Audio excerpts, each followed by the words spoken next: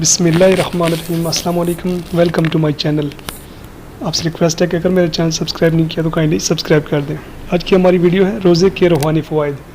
روزے کی حالت میں حلال و پاکیزہ چیزوں سے بچنے کی وجہ سے سارا سال حرام چیزوں سے بچنے کی صلاحیت انسان میں پیدا ہوتی ہے، اور اسی کا نام تقویٰ ہے۔ عام دنوں میں اللہ کی نعمتوں کا احساس نہیں ہوتا، لیکن جب انسان روزہ رکھ کر سارا دن بھوک پیاس برداشت کرتا ہے اور پھر افطاری کے وقت اللہ کی نعمتوں سے مستفید ہوتا ہے تو روح اور بدن کا رواں اللہ کی نعمتوں کے احساس اور شکر گزاری میں ڈوب جاتا ہے۔